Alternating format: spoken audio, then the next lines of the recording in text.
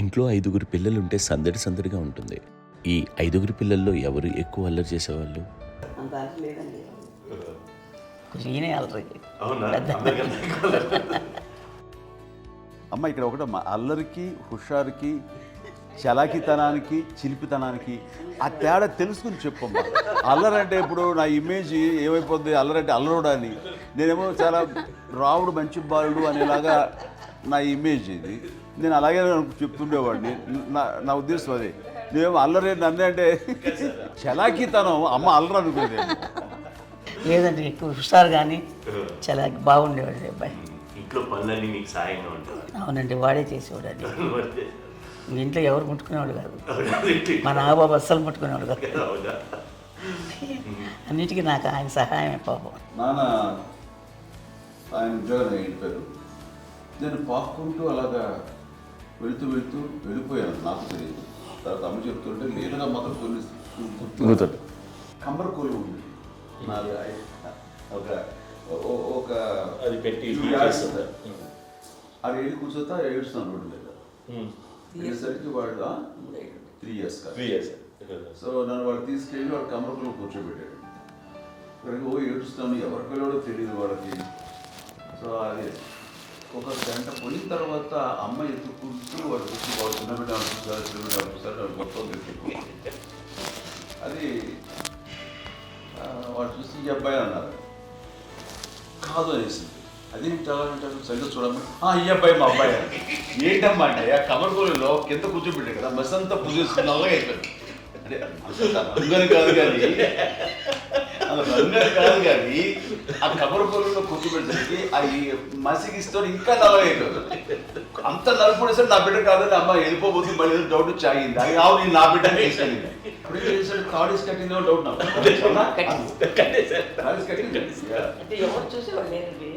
అమ్మేమో అల్లరి అనుకునేదండి, నాకేమో చిన్ననాటి మహాభాగవతంలో కృష్ణుడి కార్యక్రమం అనుకుంటాను. ఆయన మహానుభావులు అయ్యే వాళ్ళందరికీ ఆ లక్షణం ఉంటుందేమో చిన్నప్పుడు. కొన్నిదల కుటుంబ సభ్యులు మంచి రుచులను ఆస్వాదిస్తారని, మంచి భోజనాలని ఆనందిస్తారని అందరికీ తెలుసు. చిన్నప్పుడు వీరి ఆహారపు అలవాట్లు ఎలా ఉండేవి? ఇదేవి ఎగిరేవి ఇవి ఎవ్రీ డే 2 పూట్ల ఉండాలంట. మరి నాగబాబు పాపం ఏముంది, తిన్నట్టు ఇష్టం. మరి అన్ని రకాలుగా నాన్న కోసం చేసి పెడుతుంటే మరి తను అది ఇష్టపడక ఆ తర్వాత లేకపోతే కోపడక ఎలా ఉంటాడు చెప్పండి. 5గురు పిల్లలు అయినా అమ్మా నాన్నలు కొంతమంది పైనే ఎక్కువ దృష్టి పెడతారు. ఈ 5గురిలో మీరు ఎవరి మీద ఎక్కువ ఫోకస్ పెట్టేవాళ్ళు? కళ్యాణ్ బాబు వాడంటే బాగా, అంటే వాడు ఏది తినేవాడు కాదు అసలు. ఆడికి ఏది తింటాడని ఇప్పుడు వాడికి నచ్చకపోతే, ఇప్పుడు నేనైతే నచ్చకపోతే చాలా గోల్ చేసేవాడిని. అన్నయ్యకేమో చాలా అన్నయ్య ఏదైనా ఏది పెట్టినా తినేవాడు, అసలు అడ్జస్ట్మెంట్ మెంటాలిటీ. నాకేమో నచ్చకపోతే చాలా గొడవ పెట్టేవాడిని. తిండి ఇది ఒక అన్నం, ఇదొక కూరలు అని వెళ్ళిపోయేవాడిని. అమ్మతో తింటే నాకు వెజిటేరియన్ ఎలర్జీ ఉండేది, అంటే చిరాకు అనమాట. కళ్యాణ్ బాబు ఏంటంటే తనకి ఇష్టమైన ఫుడ్ ఉంటే తింటాడు సైలెంట్గా, బాగలేకపోతే సైలెంట్గా వెళ్ళిపోతాడు. అమ్మకి ఏమంటారండి వదిలేమో తన తింటాడు, అటు నిశ్శబ్దంగా నిరసన ప్రకటించేవాడు. దాంతో వాడి గురించి చాలా ప్రొటెక్టివ్గా చూసుకునేది అమ్మ. పైగా చిన్నప్పటి నుంచి కొంచెం వాడు వీక్గా ఉండేవాడు, అంత బలమైన ఇది కాదు. దాని తర్వాత కొంచెం అందుకని అమ్మ వాడిని స్పెషల్గా చూసుకునేది. వాడు స్పెషల్ కిడ్ అయ్యాడు ఇంట్లో. మీ అమ్మగారు మీ అక్క చెల్లెళ్ళకి ఇచ్చిన సలహా ఏంటి? అంటే ఇండిపెండెంట్గా ఉన్నాం కదా అమ్మ, ఎవరిని డిపెండ్ అవ్వద్దు, మీ పిల్లలు నువ్వే జాగ్రత్తగా నేర్చుకో, ఎవరినైనా చేయకు, ఇండిపెండెంట్గా పెట్టద్దు అని ఆవిడ మాకు బాగా ఎక్కువ చెప్తుండేది. నాకు కొంచెం టఫ్ టైమ్స్లో కూడా ఆమె నీ పాటికి నువ్వే ఉండాలి, ఎవరి దగ్గర ఉండదు, ఎవరింట్లో ఉండదు, మా దగ్గర కూడా ఉండదు, నీ ఇద్దరు దగ్గర మటుకు నువ్వే ఉండాలి. అది కష్టం కదండి అట్లా చెప్పడం. చెప్పారు చాలా తక్కువ చెప్పారు, బట్ నాకు అదే ఇచ్చేది ధైర్యం. ఇండిపెండెంట్గా అట్లా ఒకరి దగ్గర ఉంటూ నీ గౌరవం తగ్గిపోతుంది, ఎక్కడ ఉండదు. అది చాలా నాకు చాలా ఇన్స్పైరింగ్ ఉండేది అమ్మ మాటలు. అది ఇప్పుడు కూడా అది చాలా హ్యాపీగా అనిపిస్తుంది అని చెప్పింది. అంతే కదా, ఇప్పుడు మనకి ఏదైనా రోగాలు వస్తే వేసేస్తాం, దాన్ని బాధపడుతుంది మనమే. బట్ తగ్గించేవాళ్ళు, కన్సర్న్ చూపించే డాక్టర్స్ ఒక్కొక్కరు కింద కింద ఉండొచ్చు, కానీ పోరాడాల్సింది మనమే. నాకు సార్ కొంచెం ఏదో ఒక డిప్రెస్డ్ ఇదేదో వస్తాయి ఫేస్ ఒకటి, నేనేదో ఇంకా మా అందరి నుంచి నేను సపరేట్ అయిపోయినట్టు ఒక సిచ్యువేషన్ వచ్చినప్పుడు అమ్మ నన్ను పట్టుకుని I'm there for you. Yes, ఎవరు నో అన్న ఎస్ అన్న ఫ్రెండ్స్ కానీ ఎవరైనా సరే ఎప్పుడు కూడా అలోన్గా మటుకు అనుకోకు, నేను ఉన్నాను.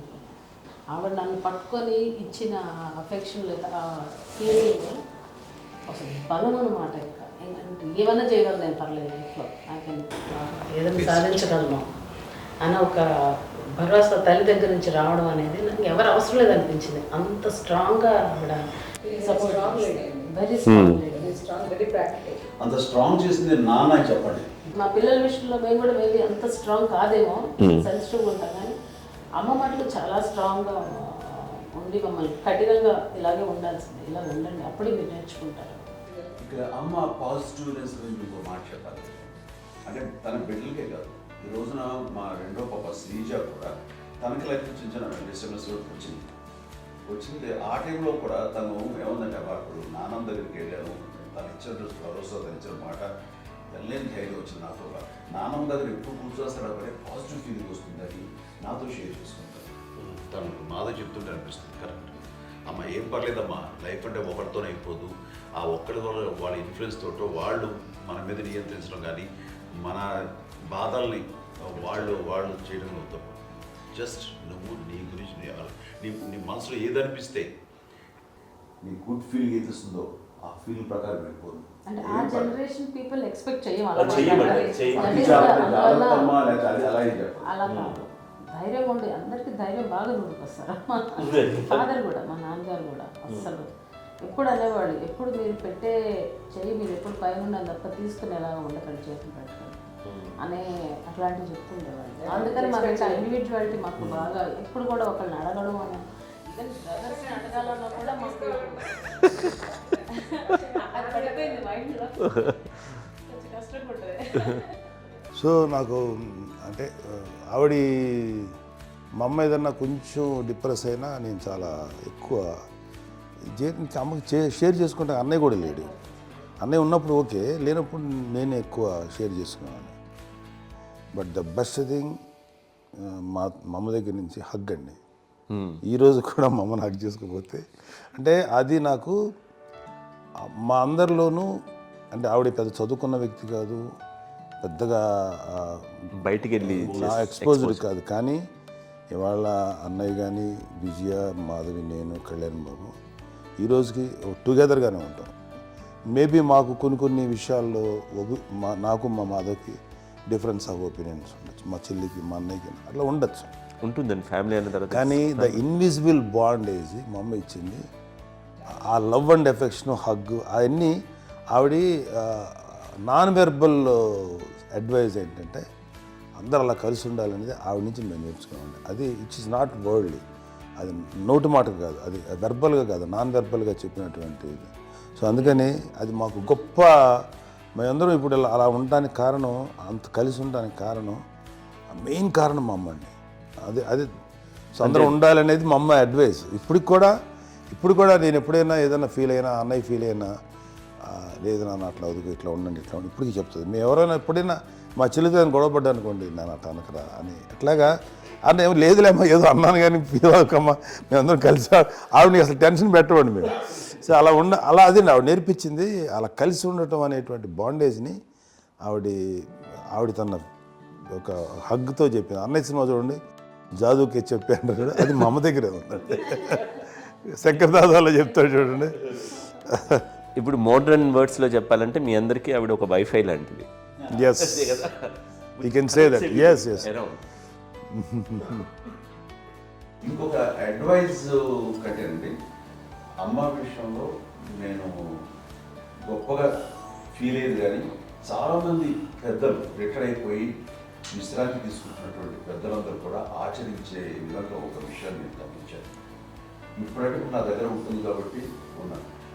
అమ్మ విడిగా ఇంకొక ఇంట్లో ఉండేది, 9 సంవత్సరాలు నాన్నగారు పూర్వం దగ్గర నుంచి ఉండేది. 5 సంవత్సరాలు ఒంటరిగా ఉండి నన్ను బిడ్డలందరూ ఎవరు మానవాడు వెళ్ళిపోయారు, నేను ఒంటరి అయిపోయాను అన్న ఫీలింగ్ అమ్మకు ఎప్పుడు ఉండేది కాదు.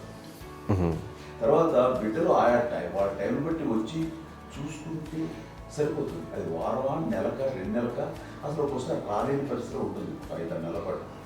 ఇదే ఊళ్ళో ఉండి పక్క విధుల్లో ఉండి ఎవరి పనులు వాళ్ళు బిజీగా ఉండి, ఎవరి షూటింగ్ వాళ్ళు బిజీగా ఉండి, ఎవరి ప్రొఫెషన్లో వాళ్ళు బిజీగా ఉండి, ఎవరి ప్రొఫెషన్లో వాళ్ళు బిజీగా ఉండి, తన సంసారం తను బిజీగా ఉంటాను అనుకోసరి అమ్మ ఏమీ ఫీల్ అయ్యేది కదా, ఏంటమ్మా రావట్లేదు, అసలు పట్టించుకోవట్లేదు ఏంటి అంటే అంతేలేమ్మా అని ఇలాంటి నిరసన మాటలు కానీ, ఈసరింపు మాటలు కానీ, లేకపోతే న్యూనతాభావం కానీ ఇలాంటివి ఎప్పుడు అమ్మకు లేవండి.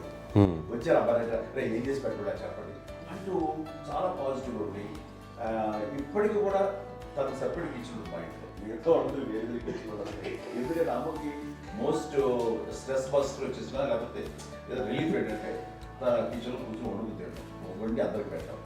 ఇప్పటికీ కళ్యాణ్ బాబు అక్కడక్కడ తిరిగేసి ఎక్కడో చేసి నిరసన చేసి అన్ని రకాలుగా చేసి వస్తే అమ్మకి చాలా జాలి.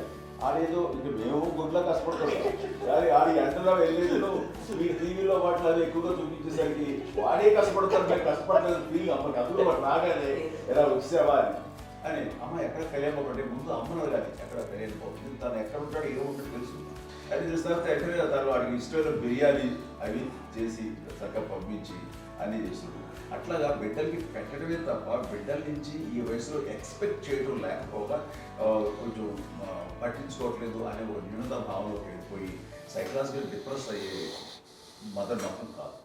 ఆ రకంగా మాకందరికీ భరోసా. మేము కూడా పెద్ద అయినా బిడ్డలు వాళ్ళ ప్రవృత్తి ఉద్యోగరీత్యాల వాళ్ళ వృత్తిరీత్యా వాళ్ళు దూరం అయిపోయి మనల్ని చాలా కమ్యూనికేషన్ గ్యాప్ వచ్చినా సరే బిడ్డలు నాకు దూరం అయిపోయి పట్టించుకోవట్లేదు. ఇలాగే చూసావా వెళ్ళి ఎంత ఇదిగా వదిలేయేవాళ్ళు గురించి ఇప్పుడు ఏమైపోయాను అని ఇంత కించెం బాధపడలేదు వాళ్ళకి అంటూ నెగిటివ్ సైడ్ ఆలోచించే విధానం లేనే లేదు. అది మా అందరికి ఎంత కంఫర్టబుల్ అంటే అంతే కదా. ఎంచుకోకపోతే మాధవ చూసుకుని మాధవ లేకపోతే నాగబాబు వెళ్తుంటాడు కడిగినప్పుడల్లా మా విజయ్ చూసుకుంటున్నది సరే నాకు కళ్యాణ్ బాబు తను చూసుకుంటాడు. ఇలా ఎవరో కూడా వెళ్తూ ఉంటాం. అమ్మ మాత్రం అది వెరీ గుడ్ హెల్దీ. నేను చాలా మంది తల్లిదండ్రులు చూశాను, అవును, వాళ్ళు చాలా ఇబ్బంది పడుతూ ఉంటారు. పట్టించుకోవట్లేదు, మేము అర్థం చేసుకోగలము కానీ వాళ్ళు వస్తే బాగుంటుంది కదా అనేది ఉంటుంది. లేకపోతే ఫీల్ అవుతారు. అవును, అలాంటి ఫీలింగ్ ఏం లేదు. పైగా బిడ్డలు వస్తే వాళ్ళకి ఏం చేసి పెట్టాలా అనే ఆలోచన. అది వెరీ హెల్దీ. చాలా మంది ఆచరించాల్సిన గొప్ప విషయం అనుకుంటాను. చిన్నప్పుడు అన్ని ఆనందాలేనా, మర్చిపోలేని దుఃఖాలు కూడా ఏవైనా ఉన్నాయా? అమ్మ చెప్పాలంటే ఓపికకి, గృహిణిగా తన బాధ్యతలు నిర్వర్తించడానికి అండ్ అన్ని రకాలుగా టేకింగ్ కేర్. దీనికి ఒక మంచి ఉదాహరణ నేను చెప్పగలను. అది తలుచుకోవడం నాకు చాలా ఉద్యోగంగా ఉంటుంది, నాకు చాలా కంటితలు వచ్చేస్తుంది. అమ్మకి మేము 5 బిడ్డలు అండ్ పురిట్లోనూ 1 year పెరుగో 2.5 years పెరుగో 3 బిడ్డలు చనిపోయారు. నాకు గుర్తెరిగి పొన్నూరులో నేను 6th class చదువుతున్నాను, 6వ తరగతి. అప్పుడు రమణ అనే ఒక అమ్మాయికి 3 years. రమణ అంటే మా ముగ్గురు మా ముగ్గురికి కంటే పెద్దది, మా కంటే పెద్దది, కళ్యాణ్ బాబు కంటే పెద్దది, మాకంటే మధ్యలో పిల్ల. తనకి అప్పట్లో మా నాన్నగారు ఉద్యోగరీత్యా క్యాంప్కి వెళ్ళిపోతుండేవారు. ఏమి ఉంటుంది నాన్న చెప్పాలంటే ఫుడ్లో కష్టపడేవారు, ఇంకా నాన్న చెప్పినట్టు నాగో చెప్పినట్టు.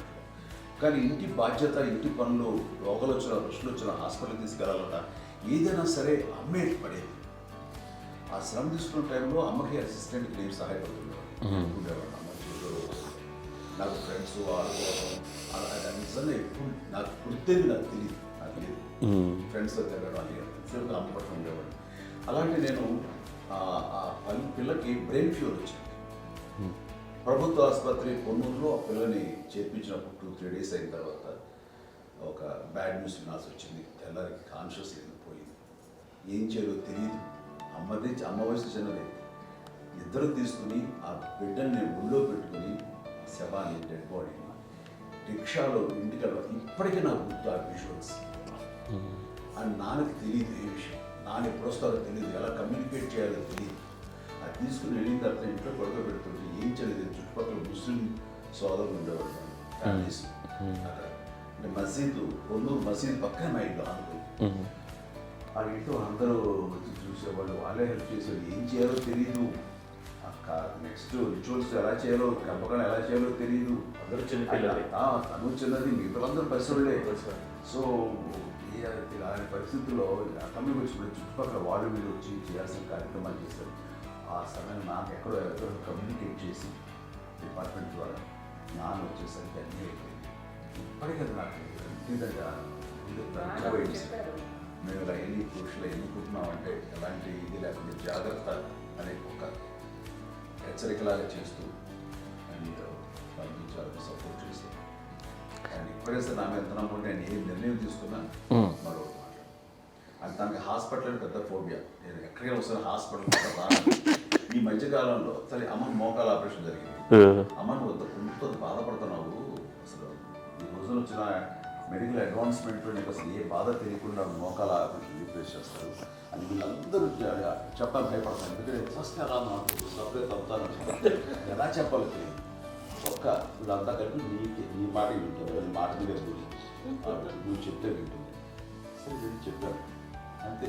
ఏదో నాలుగు పావు ముందు చెప్తే ఎలా ఉన్నారు సరే ఇష్టం రా లేదులే మా ఊరికి పర్లేదు అని మళ్ళీ ఇంటికి వచ్చాక మళ్ళీ ఇంకొక తెప్పించి ఇంకో మిషన్ తెప్పించి మళ్ళీ టెస్ట్ చేయించి అందరూ బాగుంది ఏమీ లేదు అన్న తర్వాత అప్పుడు పుస్తకంతో పడ్డాడు.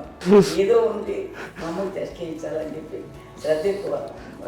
మీ పిల్లలకి సంగీతం డాన్స్ నేర్పించారని విన్నాం, అది నిజమేనా? తనకేమో డాన్స్ నేర్పించడం అది నేర్చుకోలేదు, నాకు వచ్చేసి ఇప్పుడు డాన్స్ స్టార్ ఎదిగారంటే అది మా పెద్ద చెల్లి విజయం కారణం. అప్పుడు తనకి 5 ఏళ్ళు, నాకు 9 ఏళ్ళు ఉంటాయి, ఉంటుంది 10-11 ఏళ్ళు ఉంటాయి నాకు. బాపట్లనా? సో బాపట్ల చాలా చిన్నది, 5 ఏళ్ళు. నాకు ఒక 11-12 ఏళ్ళు. తను తీసుకొని గోడ మీద పెట్టుకోవడం అలా కూర్చొని చూస్తుండేవాడు. కూర్చుంటే అది నేర్చుకుంటుంది. నేను మానసికంగా నేర్చేసుకున్నాను. ఇప్పటికీ ఆ స్టెప్స్ ఏమిటి వేస్తాను అంతగా ఇప్పుడు దాన్ని తరబడతాయి. ఇంకోటి ఏంటమ్మా నమ్మో నమ్మో ఎన్ని ఉన్నాయో సాంగ్స్ నేను నేర్చేసుకున్నాను అన్నమాట. 5 పిల్లల్లో ఎవరు ఎక్కువ పని చేసేవాళ్ళు, ఎవరు తక్కువ పని చేసేవాళ్ళు? ఏ పని చేయనండి, చేసేవాడు కదా అని అన్నయ్య చేసేవాడు. అన్ని పనులు అన్నయ్య చేసేవాడు. ఇక మా చిన్న చెల్లి పెద్ద చెల్లి ఎక్కువ చేసేది.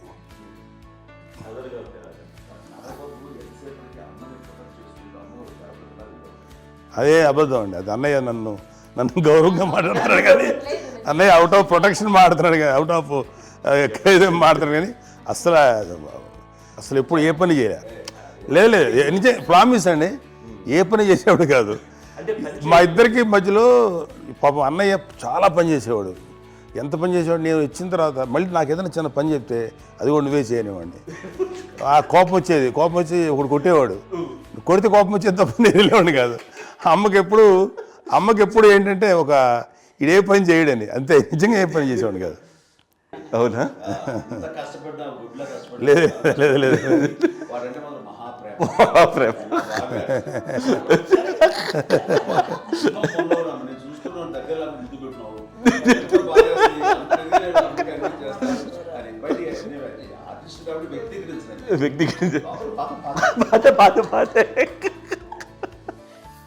చిన్నది కాబట్టి చివరిది కాబట్టి తనంటే బుద్ధండి, నేను పెద్దోడు కాబట్టి నేను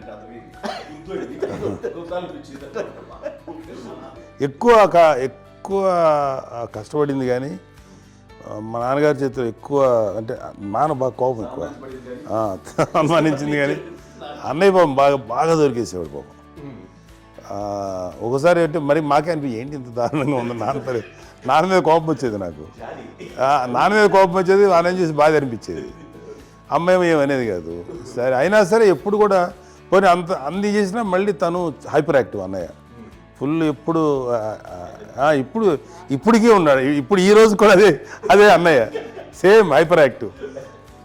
యూజువల్గా పెద్ద కొడుకు కొంచెం అంటే సూపర్గా ఒక నిదానంగా ఉంటాడు అంటారు, బట్ అన్నయ్య దానికి జస్ట్ ఆపోజిట్. యూజువల్గా ఆఖరి పిల్లలు హైపర్ యాక్టివ్ ఉంటారు, అన్నయ్య పుట్టడమే భయంకరమైన హైపర్ యాక్టివ్. ఒకప్పుడు అమ్మాయిల్ని ఎక్కువగా బయటికి పంపించేవాళ్ళు, అబ్బాయిల మీద కూడా అనేక ఆంక్షలు ఉంటూ ఉండేవి. మీ పిల్లల్ని అలా ఆంక్షల మధ్య పెంచారా, లేకపోతే పూర్తి స్వేచ్ఛనిచ్చారా? అంటే మాకు మా నాన్నగారు కానీ మా అమ్మగారు కానీ మాకన్నా చాలా బ్రాడ్ మైండ్ ఉన్న వ్యక్తులండి. ఎందుకంటే పిల్లలు ఎక్కడైనా బయటికి వెళ్తే ఇప్పుడు మేమైతే భయపడిపోతాం. ఇప్పుడు భయం ఉన్నది. మా విజయ్ కానీ మా చిన్న చెల్లి అన్నయ్య నేను అందరం కూడా ఇవాళ ఉన్న పరిస్థితిలో వాళ్ళు ఎప్పుడు భయపడేవాళ్ళు కాదండి. ఎక్కడికి వెళ్తాను వీళ్ళని ఇచ్చేవాళ్ళు, లేట్ అయినా అసలు ఏమనేవాళ్ళు కాదు. లేకపోతే ఏదైనా మోటార్ బైక్లు వేసుకున్నాం, లేకపోతే కారులో ఎట్లా పడితే ఎట్లయినా సరే ఏమనేవాళ్ళు కాదు. వాళ్ళు తెలియకుండానే మాకు ఒక ఫ్రీడమ్ ఇచ్చారండి. సో దట్ అదే ఆ ఫ్రీడంలో భాగమే అన్నయ్య కానీ ఇండస్ట్రీకి వెళ్ళాలంటే కూడా ఒక వ్యక్తి ఒక కొడుకు ఒక గొప్ప కెరీర్ని పర్సూ చేసుకుంటూ వెళ్తున్నప్పుడు నాన్నగాని అమ్మగానే ఓపెన్ మైండ్ తోటి అసలు నువ్వు వెళ్ళినా ఎంతకాలం వెళ్తావు, నువ్వు ప్రయత్నించని చెప్పి అలా వదిలేశారండి. అన్నయ్య కూడా ఏంటంటే మోస్ట్ రెస్పాన్సిబుల్గా వెళ్ళి చాలా మేజర్ అమౌంట్ అన్నయ్యకి కూడా పెద్ద అమ్మకు వందలు ఇచ్చేది కాదు. కరెక్ట్గా ఆ ఇన్స్టిట్యూట్లో చదువుకునేటప్పుడు ఎంత ఇవ్వాలో కరెక్ట్గా ఇచ్చేది. తనకి ఎక్స్ట్రా ఖర్చు పెట్టుకుంటే అంటే అట్లా ఉండేది అంతే కదా. అంత జాగ్రత్తగా అన్నయ్య కూడా అంత రెస్పాన్సిబిలిటీగా రెసిప్రోకేట్ అయ్యి చేసి అందువల్ల మా అమ్మ నమ్మకం చూడాలి, మా అమ్మగారి మా నాన్నగారి నమ్మకాన్ని అన్నయ్య ఎప్పుడు అది వాడు ఇంత నమ్మకానికి 10 times ఇచ్చాడు. ఏ వయసెస్ వైపు కానీ ఏ అలవాట్ల వైపు కానీ ఎందులో ఇండల్జ్ అవ్వకుండా నాకు నేనుగా నియంత్రించుకుంటూ సరైన మార్గంలో వెళ్ళేలాగా నాకు వెళ్ళడానికి లోపల ఆ స్ట్రాంగ్ థాట్ అడగగానే వాళ్ళు రెసిస్ట్ చేస్తే ఇచ్చాను ఆపేశారు అని ఏదో చిన్న రిలక్టెంట్ ఫీలింగ్ ఉంటుంది. వాళ్ళ మీద చిన్న కోపం నిరసన ఉండేది. వాళ్ళు అలా లేకపోవడానికి వాళ్ళు వెంటనే అడిగిన వెంటనే జాగ్రత్త అనే నిర్ణయం నీది, కానీ జాగ్రత్త అని హెచ్చరిక చేయడంతో నాకు మరింత బాధ్యత తిరిగి గుర్తు తిరిగి నేను నడుచుకుంటూ వెళ్ళాను. కాబట్టి అది నాకు ప్లస్ అయింది వాళ్ళ దగ్గర. అంటే మదర్ అంటే తల్లి అనే కాదు, మదర్ ఫిగర్ ఫీలింగ్ ఎవరిచ్చినా సరే అది నానైనా తల్లితో సమానం అనుకుంటాను. నాకు చెప్పినట్లుగా అట్లాగా అలిసిపోయి వచ్చిన నాకు కాళ్ళు నొక్కుతుంటే నాకు భయం వేసేసేది. ఆ తర్వాత పడుకో గలవాయించేవాడు, అది కూడా కోపం. అంటే ఉదాహరణ అంటే మళ్ళీ అదే నాకు తిడతారు, ఎందుకు కాదు పడుకుని ఎక్కడ నిద్ర వస్తాయండి నాన్న. సో ఆ రకంగా నాన్న తన ప్రేమను చూపిస్తుంటాను. ఆ తర్వాత గోండా టైప్లో కూడాను నేను ట్రైన్ కింద వెళ్తుంటే నాన్న అక్కడే ఉన్నారు, రాజమండ్రి దగ్గర ప్రాంతంలో. ఆయన చాలా కోపం చేస్తుంది, ఇలాంటి చేస్తుంటావు నువ్వు, ఏదైనా అయితే ఏంటి అది చెప్పి ఏం పర్లేదన్నా ఏమవుతుందో అన్ని రకాల సేఫ్టీ అన్ని రకాల జాగ్రత్త చూసుకున్నాం. ఈ రోజు ఉన్నది సేఫ్టీ అప్పుడు లేదు. అయినా సరే రేపు పొద్దున నీ కొడుకులు ఇలాంటి పరిస్థితులు నీకు తెలిసి వస్తారు అప్పుడు అనేవాడు. ఎన్నిసార్లు ఆ మాట అనేవాళ్ళు. నాకు నిజంగానే మగధీర టైంలో గుర్ర వ్యక్తిని ఆ రోడ్డు మీద పడిపోయేది అని అన్నప్పుడు నాకు ఆ ఫస్ట్ టైం ఆ ఫీలింగ్ కలిగింది. అలాగే పీటర్ హెయిన్స్ అనేవాడు ఫస్ట్ మగధీరలో జంప్ చేస్తారు, మోటార్ బైక్ జంప్ చేసినప్పుడు ట్రైల్లో పీటర్ హెయిన్స్ అంత హైట్ నుంచి 20 feet 25 feet హైట్ నుంచి పడిపోయి మొత్తాన్ని బోన్స్ని ఇరగొట్టుకుని వాడు 7 నెలల పాటు వాడు ఇరప్పుడు హాస్పిటలైజ్డ్. అది వీడైతే ఏమో తలుచుకుని భయం వేసేసేది. అప్పుడు నాన్న గుర్తుకు వచ్చేవాడు, ఓహో వాళ్ళ టెన్షన్ ఇంతే లేదు, మనకి మన కొడుకు వస్తే తెలియదు ఈ మాట నాన్న ఎప్పుడూ అన్నారని అనిపిస్తుంది. Sweet memories my. అత్త కోడళ్ళ మధ్య అనుబంధం ఎలా ఉంటుంది? సురేఖ్ గారితో మీకున్న అనుబంధం గురించి చెప్తారా? మాకండి కోడలు కాదు, నా కూతురండి. అంత బాగుంటాం మేమిద్దరం కూడా.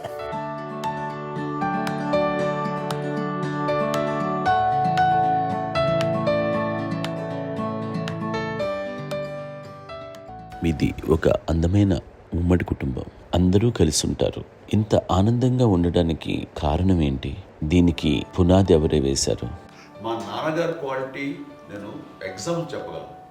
అమ్మ వాళ్ళ ఇంట్లో పెద్దది, వాళ్ళ నాన్నగారు అంటే మా తాతయ్య గారు ప్రొహిబిషన్ డిపార్ట్మెంట్లో సిఐగా ఎస్ఐగా చేశారు. ఏదో మా ఇన్స్పెక్టర్ సిఐ చేసి ఆయన కాలం చెందారు. చాలా ఎర్లీగా 48 years చచ్చిపోయారు.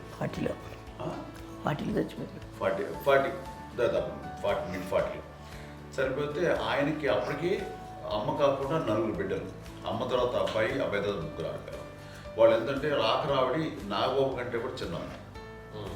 అది ఆ వయసు అంత చిన్నవాడు. అమ్మ మా పిన్నమ్మలు నాకంటే చిన్నవాడు. అలాంటి పిన్నమ్మల్ని ఆయన వీళ్ళ నాగ చనిపోయిన తర్వాత తన ఫ్యామిలీ అంతగా నాన్న పెంచారు. నాన్న కూడా అరాపురా శాలరీ మీద బతికేదే తప్ప కూడా కాదు. సో తనకు మిగిలిన దాంట్లో మళ్ళీ ఆ ఫ్యామిలీని చూసుకోవడం, మా అమ్మమ్మని చూసుకోవడం, వాళ్ళ మంచి చెడు చూసుకోవడం. వాళ్ళకు ఇల్లు మాత్రం ఉంది మొగల్తూరులో. ఆ ఇంట్లో వాళ్ళు అద్దెకు వస్తే ఆ కొంచెం డబ్బు నానిచ్చేయడం, అక్కడ పొలం కొనిచ్చారు. ఆ పొలం మీద వచ్చే డబ్బుతోటి అంతా బాగా చూసుకోవాలి తన ఫ్యామిలీ లాగా. అందరూ మ్యారేజ్ కాబట్టి నాన్న ఫస్ట్ సూత్రధారి, అమ్మ కూడా ఫ్యామిలీ బాండింగ్ టుగెదర్నెస్ అనేది స్ట్రాంగ్గా ఉండటానికి నాన్న ఏర్పాటు చేసినటువంటి బీజం. అది అమ్మ కంటిన్యూ చేస్తుంది. మేము ఇవన్నీ చూసి మేము నేర్చుకుని మేము టుగెదర్ అట్లా ఉంటాం. అందునే we're very rich in terms of emotional bonding. ఇప్పటికే ఎవరికి ఏ కష్టం వచ్చినా, ఎవరికి ఏది ఇబ్బంది వచ్చినా సరే మొత్తం అందరం గురిపోతాం. ఏ లెవెల్గా వెళ్ళిపోయి మోర్ సపోర్ట్ చేస్తాం. అంటే వీ డోంట్ ఎక్స్పెక్ట్ ఇంకా అంతమంది ఏముంటుంది, ఒకరినొకరు భరోసా. అది మా ఫ్యామిలీ మేము వెరీ స్ట్రాంగ్ అని చెప్పాలి. పెద్దవాడిని కాబట్టి అవకాశం నాకు వచ్చింది కాబట్టి అమ్మ, ఇది ఎప్పుడు ఎవరు కొన్ని విషయాలు నాగబాబు సపోర్ట్గా ఉంటాడు. నాగబాబు ఉండి వాడు ఉంటే భరోసా. అలాగే ఆడపిల్లలు మీ అందరిలోనూ అమ్మని ఎవరు ఎక్కువ జాగ్రత్తగా చూసుకుంటారు? ఎందుకంటే ఎగ్జాక్ట్లీ. మేము కూడా గమనించలేని సున్నితమైనటువంటి ఇష్యూస్ లైక్ హెల్త్ విషయం కానీ, అమ్మ మూడు కానీ, అన్నయ్య ఎంత క్యాజువల్ ఎంత బిజీ ఉన్నా ఒక అమ్మాయి ఉంటుంది. అలాగే చాలా చిన్న చిన్న విషయాలు కూడా చాలా మెడికల్ ఇంట్రెస్ట్. అందుకని మాకు అన్నయ్య ఉన్నాడు, అన్నయ్య దగ్గర ఉన్న అమ్మ అంటే ఇంకా ఎక్కువ రిలాక్స్ అయ్యాను. అన్న దగ్గరికి వచ్చాక మేము అందరం చాలా కంఫర్ట్ అయిపోయాం. ఎప్పుడు ఎవరు కొన్ని విషయాలు నాగబాబు సపోర్ట్గా ఉంటాడు. నాగబాబు ఉండి వాడు ఉంటే భరోసా.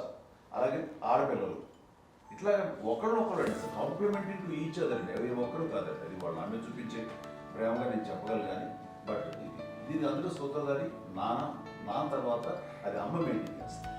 ఇప్పుడు అమ్మ నా ఇంట్లో ఉంది అంటే మనవాళ్ళు వస్తారు, మనవాళ్ళు వస్తారు, ఆడబిడ్డలు వస్తారు, వీళ్ళ బిడ్డలు వస్తారు, ఇల్లు ఎప్పుడు కలకలాడతారు అమ్మ. అది మేమందరం ఆచరిస్తుంటాం పండగలకి పబ్బాలకి. అది నిన్న మొన్న నాగబాబు వచ్చి చాలాసేపు కూర్చున్నాడు. నేను ఇంట్లో లేకపోయినా వచ్చి నాగబాబు కూర్చొని టైం స్పెండ్ చేసి వెళ్ళిపోతుంటాడు.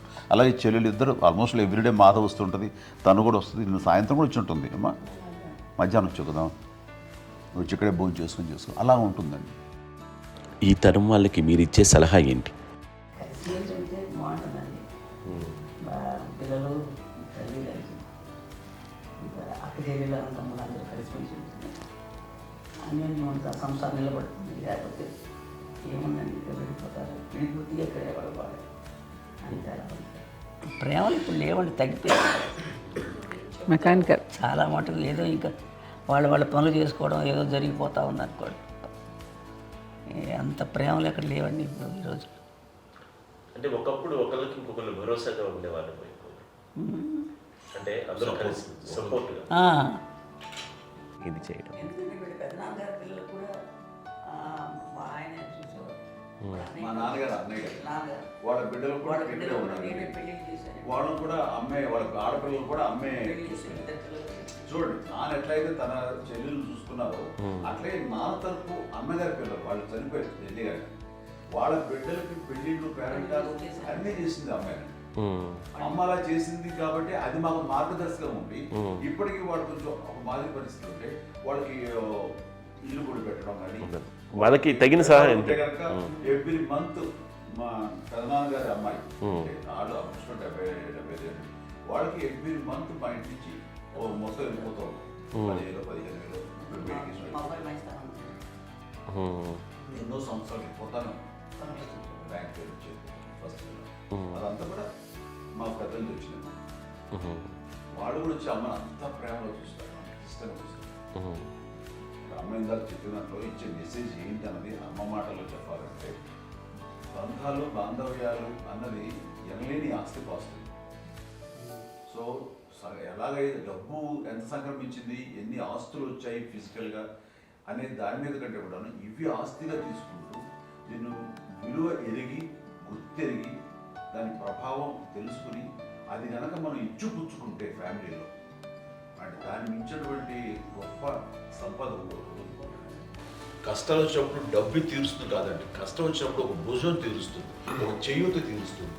అది మన బ్లడ్ రిలేషన్ మనలో మనకి అది ఉండటం అనేది అదృష్టంగా ఫీల్ అవుతాం. అంటే ఒకసారి అమ్మ చూసి నాకు ఎందుకు అనిపిస్తుంది అంటే అది ఎవరి ద్వారా సంక్రమించడానికి తన ఆ చెట్టు కొమ్మగా కాబట్టి ఆ చెట్టుకే మనం ఆపాదించాలి. ఎక్కడో మామూలుగా ఉండాల్సిన వాడు ఈ రోజున ఈ స్థితిలో ఉన్నాము, ఇంతమందికి లైఫ్ రావటానికి దోహదపడ్డాము. ఇంతమంది కలిసికట్టుగా ఉండడానికి ఇదైంది. అమ్మని చూస్తుంటే నాకు ఎవరు చూస్తుంటే అబ్బా ఇలాంటి జన్మం మనకి ఎవరికైనా ఉంటుందా? ఇంతమంది మనుషుల చేత కొలవబడేవాళ్ళు, ఆరాధింపబడేవాళ్ళు, అభిమానించబడేవాళ్ళు, ఇంతమంది నా వంశమా, నా సంపద అని అమ్మ ఫీల్ అంత గొప్ప ఫీలింగ్ ఎవరికి ఉంటుంది? మా చెల్లెలు కూడా వస్తుందని అనుకోవట్లేదు, సూర్య కూడా ఉంటుందని నేను అనుకోవట్లేదు. అలాంటి గొప్పగా ఇది. అండ్ ఆ రకంగా షీఈ్ వెరీ చాలా గొప్ప జన్మం. అమ్మకి చిన్న మానసికంగా చిన్న ఏదో ఒక డిప్రెషన్ ఏదో వచ్చింది. ఏదో నాన్న గుర్తుకొచ్చో, నాన్న లేరనో, లేకపోతే వాళ్ళ అమ్మగారు కూడా అదే టైం చనిపోయారనో, తన దగ్గర ఉంటారు ఏదో ఉన్నప్పుడు మేము అందరం సపోర్ట్గా ఉండి మా కొన్నాళ్ళు నా దగ్గర ఉండు అని చెప్పేసి అప్పట్లో అమ్మ వేరేగా ఉంది. ఉన్నప్పుడు ఒకటే మాట అమ్మ, నీలాంటి గర్భం అంటే అంజనమ్మదే గర్భం అని బయట ఎన్నోసార్లు నా ఫ్రెండ్స్ కానివ్వండి, బయట కానివ్వండి, కొన్ని సందర్భాల్లో మీటింగ్లో కానివ్వండి, స్పీచెస్లో కానీ అన్నవాళ్ళు ఎంతోమంది అన్నారు. వాళ్ళ మాట అంటే రీజన్ తెలుసా నీకు? కోటాను కోటల్లో ఎంతమంది తల్లులకు నీకు వచ్చిన అదృష్టం, నీకు లభించినటువంటి వరం లభిస్తున్నాను. బిడ్డలు ఎంతోమంది చేత కొనియాడబడుతున్నారు, ఎంతోమందికి సహాయపడుతూ ఆ రకంగా వాళ్ళందరి యొక్క ఆశీస్సులు పొందుతున్నారు. కానీ ఎంతోమందికి నిరంతరం హెల్ప్ చేస్తూ వాళ్ళ ఇది చూసుకుంటున్నారు. అవి ఆ భగవంతుడు మీరు చేసిన పూజలో ఉన్న ఆ భగవంతుడు మన నెక్స్ట్ తరాలకు కూడా మనకి ఇలాంటిది వారసత్వంగా ఇస్తూ అదే రకంగా కొనసాగించేలాగా మాకు అదృష్టాన్ని ఇచ్చారు. ఇంతమంది ఎవరు నీ నుంచి వచ్చిన వాళ్ళే, నీళ్ళు నీ ఎంత గొప్ప గర్భం, ఎంత గొప్ప జన్మ ఇది. వాటికి నువ్వు ఇలా అవటమేంటి? ఎంతసేపు ఇది హై లెవెల్లో ఉండాలి నీ ఫీలింగ్స్గా నువ్వు కానీ. అంతే నువ్వు వీళ్ళలాగా కుంగిపోవడం ఏంటమ్మా చెప్పినప్పుడు నిజమే కదా. ఇది నీది కాదు, నాది కాదు, నువ్వు నమ్ముకున్న భగవంతుడు నీకు ఇచ్చింది అనుకుంటావు కదా. నువ్వు ఆ భగవంతుడి కృతజ్ఞత తీర్చుకోలేక ప్రతిరోజు ఆయన ధ్యానించు, ఆయన పూజలో ఉండు, నీకు ఆయనే ధైర్యం ఇస్తాడు. అంతేగాని నువ్వు నెగిటివ్ సైడ్ ఆలోచించకమ్మా. మా అందరికీ పాజిటివ్నెస్ ప్రివేల్ చేసిన దానివి, ఇచ్చిన దానివి, అందించిన దానివి. అలాంటి నువ్వు నెగిటివ్ వైపు వెళ్ళిపోకూడదు అంటే అంతే. మళ్ళీ అటుపక్క ఎప్పుడు గెలలేదు. ఆంజనేయ స్వామి భక్తి ఆయనలో ప్రవేశపెట్టి చెప్పాలంటే ఆయనకి నేనే నేను నమ్మిన దేవుడు ఇంట్లో నేనే ఇంట్రడ్యూస్ చేశాను. నానంత ప్రగాఢంగా నమ్మి ఆయన దానివల్ల లబ్ధి పొందారు. ఆయన అందులో మమ్మల్ని మించిపోయే స్టేజ్కి వెళ్ళిపోయారు. ఆయనతోటి ఆంజనేయ స్వామితో ఇంటరాక్ట్ అవుతూ అట్లాగే ఆయన నమ్ముకుంటుంది. ఆయన నానంటారు అంతా నా గురువు, నా పెద్ద కొడుకు పెద్దోడే.